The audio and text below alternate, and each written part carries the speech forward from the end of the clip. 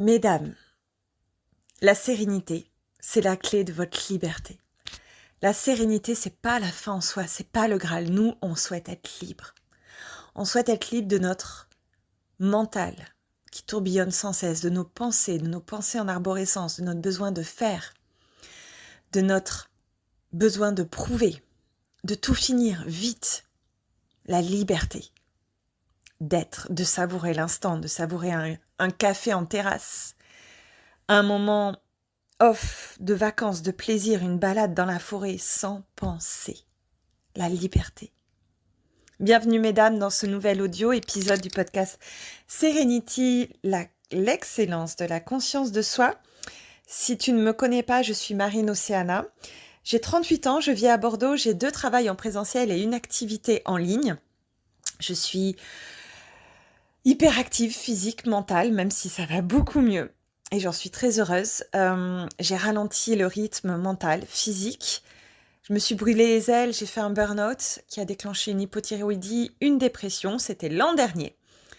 Et aujourd'hui, je peux partir en vacances, je peux partir en week-end en coupant le mental, les pensées. Et ça ne veut pas dire me contenter, ça ne veut pas dire que je me restreins, je me limite. Ça veut juste dire que maintenant, je suis libre de mes croyances, de mes pensées obsessionnelles à faire, à créer, à faire. Oui, j'étais droguée au travail. Aujourd'hui, je suis libre de pouvoir profiter de l'instant présent et de savourer la vie. Bienvenue à toi. La sérénité, c'est pas la fin en soi. La sérénité, c'est un outil. C'est une étape pour être libre. Libre d'être, de respirer, de regarder autour de toi, de ressentir les odeurs de la nature autour de toi, sans déjà être dans l'anticipation du futur, de ta liste des choses à faire, de ce que tu dois produire, faire, créer, gérer les enfants, gérer la maison, gérer les courses, gérer l'organisation. Le mental adore travailler. Le mental, les pensées adorent créer des problèmes pour être présent, être là pour les solutionner. Donc ton mental, souvent, il va complexifier, il va compliquer, il va créer des problèmes pour continuer à exister.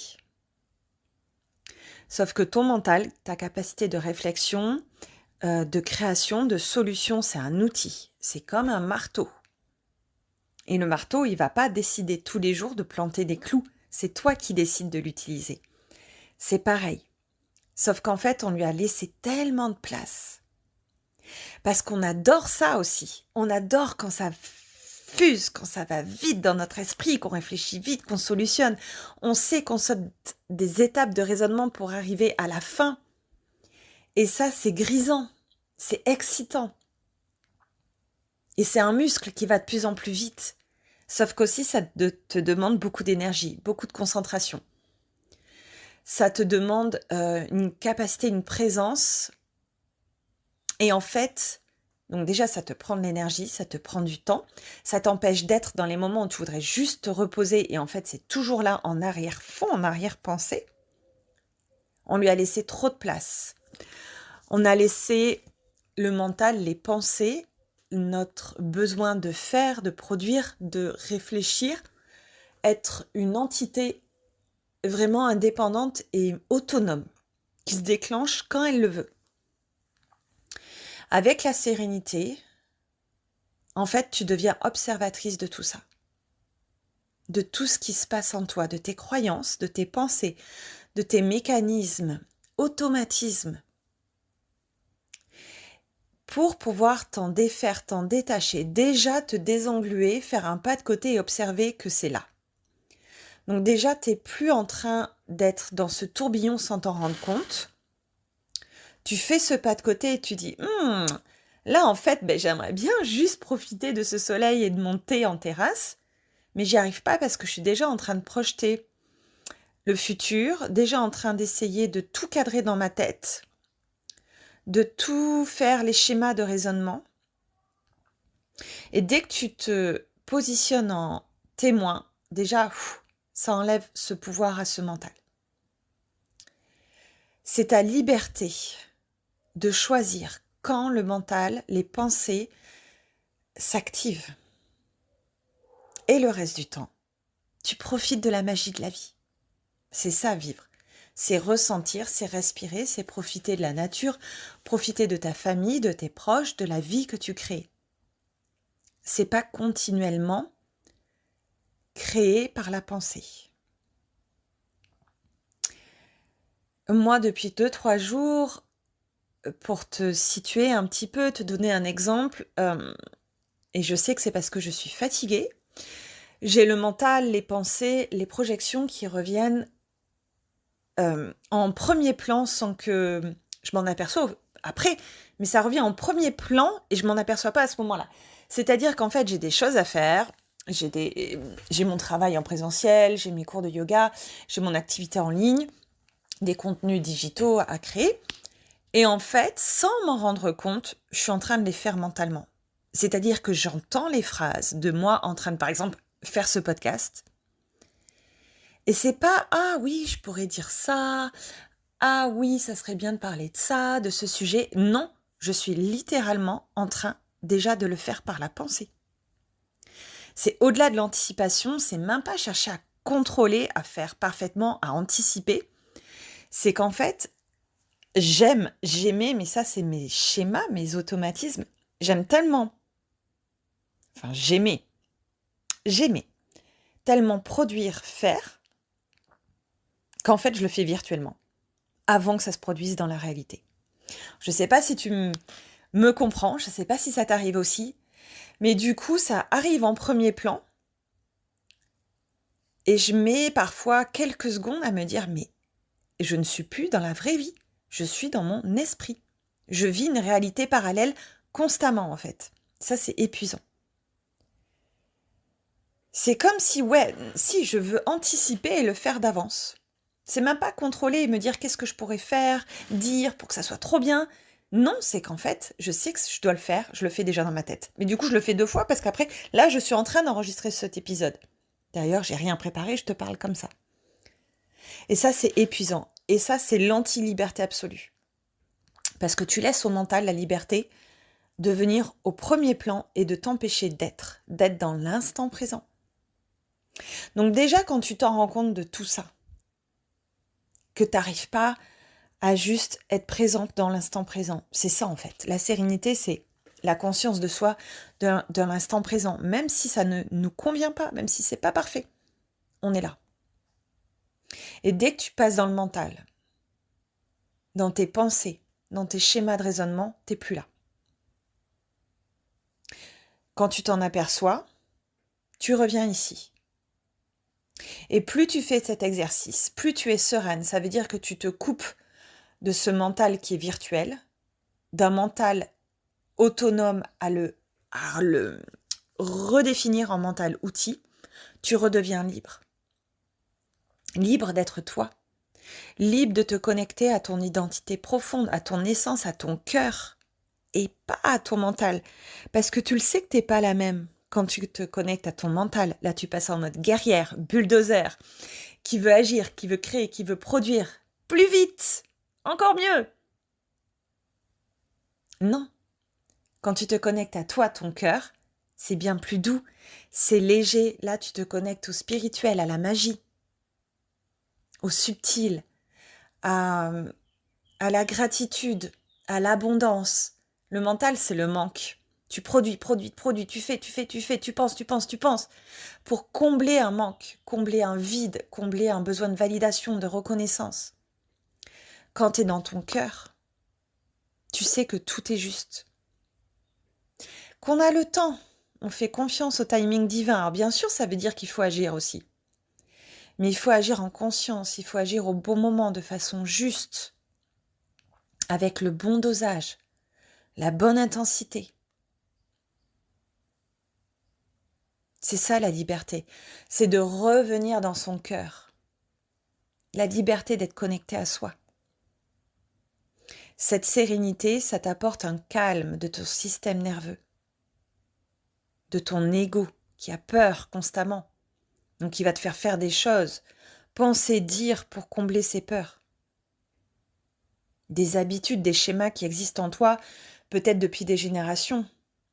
Si tes parents, tes grands-parents étaient travailleurs, commerçants, indépendants, artisans, ils t'ont inculqué le travail. Peut-être également la peur du manque financier. Ils t'ont inculqué que le travail c'est dur, qu'il faut beaucoup travailler pour avoir de l'argent, pour réussir, pour être heureux, et pour être heureux, il faut réussir le travail. Moi, mes grands-parents étaient commerçants, mes parents sont employés, ouvriers, ils ont travaillé dur toute leur vie. Moi, le schéma génétique vraiment qui est transmis, et je sais que je travaille dessus, c'est que tu n'as pas besoin de trimer 45 heures par semaine, d'être malmené par tes employeurs. C'est pas normal, quoi. C'est pas ça le vrai travail. La normalité, c'est pas de travailler 45 heures et de subir. On peut être heureux sans avoir ce type-là d'activité. On peut être auto-entrepreneur, avoir une activité en ligne. Moi, cette activité, je me bats contre des schémas familiaux de sécurité du travail. Mes parents, ils ont eu 3 travails dans toute leur vie. Moi, j'ai 38 ans, j'en suis déjà, et c'est pas beaucoup finalement, ma 4e, 5e entreprise hors les jobs d'étudiants. Déjà, pour eux, c'est waouh. T'es sûr de changer? Ta place, elle est déjà super bien, pourquoi tu voudrais plus? Donc, c'est se libérer. La sérénité, c'est se libérer de toutes ces pensées, des fois, qui ne t'appartiennent pas. Et de reconnaître, et de pas lutter, de pas vouloir forcer, de pas t'en vouloir. Des fois, ça ne t'appartient pas, mais c'est en toi. Par contre, à toi de les observer, de les reconnaître et de te dire, ok, c'est là en moi. Là, en ce moment, ça se joue en moi parce que je suis un peu plus fatiguée que d'habitude, parce que j'ai des situations dans le quotidien qui font que ça se ravive, mais ça ne m'appartient pas. Donc à toi de revenir dans ta sérénité en travaillant en allant faire des pratiques de respiration, de yoga, aller nager, aller courir, aller marcher dans la nature, peu importe, écrire. Ça, c'est tes outils de la sérénité. Tout ça, c'est juste des outils. La sérénité, c'est revenir à soi, à son cœur, avoir confiance, être dans la gratitude, apaiser son système nerveux, apaiser son ego. On a confiance, on est dans l'abondance. Ça veut dire que tout ce qu'on a aujourd'hui, c'est déjà super bien. Merci pour tout ce que j'ai et merci pour plus qui va arriver. Et ça, c'est la liberté. Tu es libéré de croyances, de schémas, de pensées actives dont tu ne veux plus, qui sont obsolètes, qui sont ton ancienne identité. L'identité de tes parents, de tes grands-parents, des générations précédentes, ça, c'est plus toi.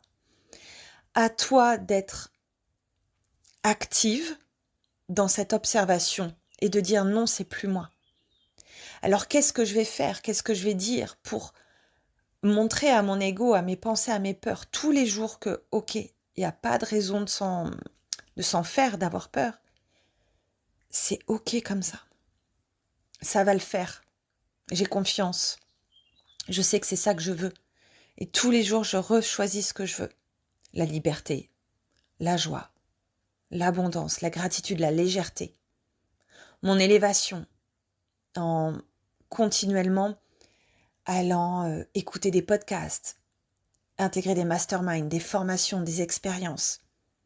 Et ça ne veut pas dire tomber dans le biais de engranger un maximum de ces devs perso en ligne pour débloquer toutes ces pensées qui ne t'appartiennent pas. Plus tu vas ingérer pour essayer que ça débloque à l'intérieur de toi, plus tu vas bloquer.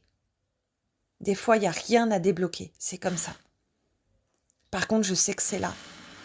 Et petit à petit, ça va mieux. Petit à petit, ça s'invite moins en moi. Ça se joue moins en moi. Et je sais de mieux en mieux l'observer. Comme je sais de mieux en mieux observer quand mon mental s'immisce en premier plan. Qu'il est en train de me dire de plus faire, de plus produire, qu'il est en train de faire des ramifications dans mon esprit, que je ne suis plus là dans l'instant présent. C'est à toi d'ouvrir les yeux, mais vraiment ouvrir et regarder ce qu'il y a autour de toi. Les feuilles qui bougent, la couleur des fleurs, des feuilles, du ciel, une odeur. Et là, pouf, déjà tu reviens ici, tu reviens en toi, tu reviens à tes sens, au sensoriel, à tes ressentis, c'est ça. Par contre, ça te demande d'être leader, d'être active et d'avoir cette qualité de présence à toi pour t'en rendre compte que t'es parti en fait. Que t'es parti dans le jeu du mental qui adore faire, qui adore aller vite. Oui, c'est grisant de percevoir que ça fuse dans son esprit. Oui, je sais. Mais c'est pas ça la vie. Tout ça, c'est au service de ta vie. De savourer la vie, savourer l'instant, savourer la magie de la vie, ressentir le subtil. Le monde, la vie, l'univers, c'est du matériel, oui, mais c'est aussi beaucoup d'énergie. La matière, c'est un amas d'énergie. Et ça, on l'oublie, on reste dans le premier plan, la 3D. Et il y a d'autres plans derrière, plus subtils, plus... pas précieux, mais ouais, plus subtils, plus profonds, interreliés, interconnectés. Quand on reste juste sur le premier plan de la pensée, de la création matérielle, de vouloir écrire un article, de vouloir créer une expérience, un programme, de vite finir son dossier, son PowerPoint, de vite gérer le planning, de tout cadrer, les rendez-vous, les allers-retours. Ah oui, donc on part à cette heure-ci pour que ça cadre, j'ai tant de trajet, ça va coller, c'est bon, j'ai le temps. Tout ça, c'est du matériel. Oui, bien sûr, on en a besoin, on vit dans un monde matériel, il faut s'organiser, au bout d'un moment, il faut travailler, il faut créer, il faut penser. Mais pas H24. C'est aussi ressentir ton souffle à l'intérieur de toi, la magie de la vie. Avoir ce recul qui te permet de voir les coïncidences, les alignements qui se font tout seuls et tu dis waouh! En fait, j'ai fait confiance et ça arrive. J'ai pas eu besoin de forcer pour une fois. J'ai pas eu besoin de tout contrôler, de tout paramétrer et ça arrive quand même. Et ça, c'est la liberté.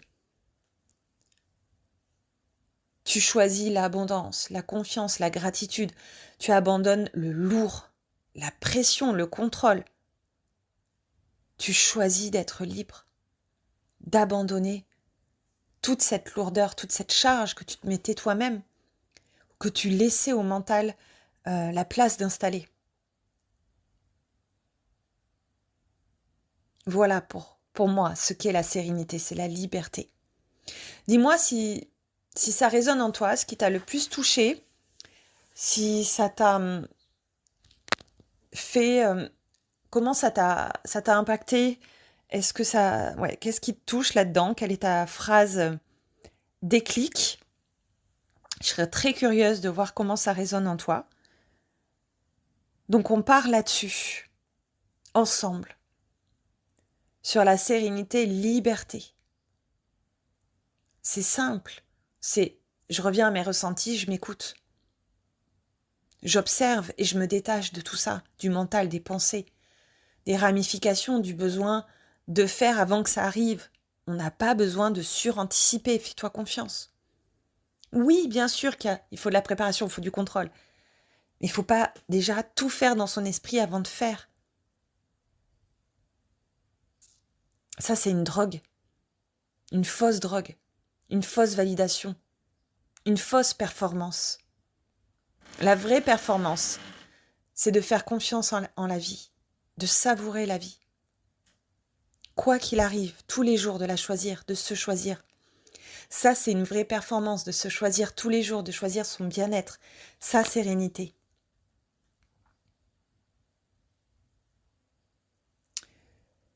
On va terminer cet audio.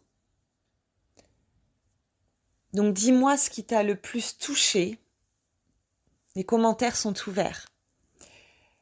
J'étais ravie de partager cet audio avec toi, de partager ma vision, mon mouvement de la sérénité simple, sexy. Sexy parce qu'elle est joie, elle est mouvement. Elle n'est pas rester à méditer, à s'isoler. Non, on est serein pour aller vers l'autre, pour s'ouvrir à l'autre, pour mettre des paillettes, boire des bulles, aller aussi faire de la randonnée. Je vous dis à très vite. Prenez soin de vous.